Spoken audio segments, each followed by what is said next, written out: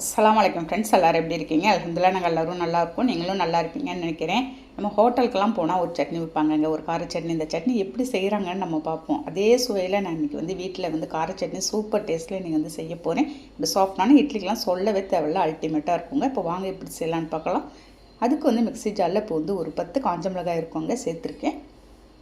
ஒரு பூண்டு தாங்க சேர்த்துருக்கேன். ஒரு பூண்டு தோலோடையும் நம்ம சேர்த்துக்கலாம்.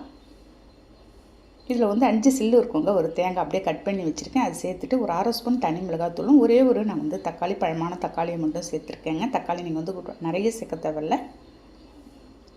ஒரு நெல்லிக்காய் சைஸ் புளி கொஞ்சமாக சேர்த்துட்டு 1 ஸ்பூன் நாட்டு சர்க்கரை சேர்த்துருக்கேன்.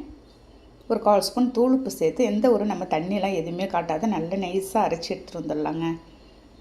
பாருங்கள், இந்த மாதிரி ஃபஸ்ட்டு தண்ணி ஊற்றாது ஒரு பல்ஸ் விட்டு அரைச்சிட்டு அதுக்கப்புறம் கொஞ்சமாக தண்ணி ஊற்றி ஒரு 1/4 டம்ளர் தண்ணி அளவுக்கு எல்லாத்தையும் நம்ம எடுத்து விட்டு நம்ம அரைச்சிடலாம். நல்ல ஒரு ஸ்மூத்தான ஒரு கன்சிஸ்டன்சிக்கு அரைச்சி எடுத்துகிட்டு வந்துடுங்க. பாருங்கள், எவ்வளோ சூப்பராக இருக்குது பார்த்தீங்களா? அவ்வளோ அருமையாக இருக்குங்க இந்த சட்னி. இப்போ ஃபைனலாக தாளிப்பு பார்த்துடலாம். நான்ஸ்டிக் பேனில் ஒரு 50 கிராம் அளவுக்கு இருக்கும். நான் நல்லெண்ணெய் சேர்த்துருக்கேன்.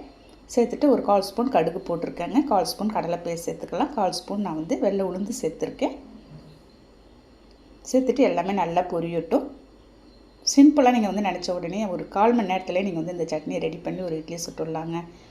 ஃபைனலாக கொஞ்சமாக ஃப்ரெஷ்ஷான ஒரு கருவேப்பிலை போட்டு நல்லா பொரிஞ்சதும் நம்ம அரைச்சி வச்சுருந்த சட்னியை எடுத்து நம்ம ஊற்றிடலாம். ஊற்றிட்டு மிக்ஸி ஜார் தண்ணி மட்டும் நான் கொஞ்சமாக சேர்த்துக்கிறேன். நீங்கள் நிறைய சேர்க்க வேணாம். இந்த சட்னி ஒரு 2 நாள் வச்சு சாப்பிட்டாலும் நல்லாயிருக்கும். நம்ம தேங்காய் போட்டிருக்கிறதுனால உங்களால் வச்சு சாப்பிட முடியாதுன்னு நீங்கள் நினைக்காதீங்க. நல்லா சூப்பராகவே இருக்குங்க. யூஸ் பண்ணிவிட்டு நீங்கள் ஃப்ரிட்ஜில் எடுத்து வச்சுருங்க. பாருங்கள், நல்லா அந்த தண்ணி கொஞ்சம் சுண்டி வர அளவுக்கு நம்ம வதக்கி விட்டுட்டோம்னா அவ்வளோ அருமையான டேஸ்ட்டில் இருக்குங்க. இந்த சட்னிக்கு இன்றைக்கி ஒரு சாஃப்டான இட்லி தான் இன்றைக்கி நான் ரெடி பண்ண போகிறேன். அப்படியே எடுத்து நல்லா ஆறுனதும் நான் ஒரு பவுலில் எடுத்து ட்ரான்ஸ்ஃபர் பண்ணி வச்சிட போகிறேங்க. ஒரு 4 பேர் சாப்பிட்ற அளவுக்கு நான் இந்த சட்னி ரெடி பண்ணியிருக்கேன். உங்களுக்கு நிறைய வேணும் அப்படின்னாக்கா நீங்கள் பொருள் கொஞ்சம் கூடுதலாக எல்லாமே சேர்த்து நீங்கள் அரைச்சி வச்சுக்கலாங்க. ஒரு 2 நாளைக்கு தேவைப்படுற அளவுக்கு.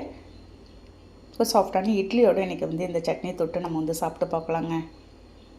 நம்ம ஹோட்டல்லலாம் போனால் வைப்பாங்கள்ல கார சட்னி, அதே சுவையில் உங்களுக்கு அவ்வளோ சூப்பரான டேஸ்ட்டில் இருக்கும். நான் சொன்ன மெத்தடில் நீங்கள் கண்டிப்பாக ட்ரை பண்ணி பாருங்கள். சொல்லவே தேவையில்லைங்க, அவ்வளோ சூப்பராக இருக்குது. கண்டிப்பாக ட்ரை பண்ணுங்கள். இந்த வீடியோ பிடிச்சிருந்தா அப்படியே லைக் பண்ணிவிட்டு ஷேர் பண்ணுங்கள். மறக்காமல் அப்படியே சப்ஸ்கிரைப் பண்ணிவிடுங்க ஃப்ரெண்ட்ஸ். நெக்ஸ்ட் வீடியோவில் பார்க்கலாம். Okay, thank you, by.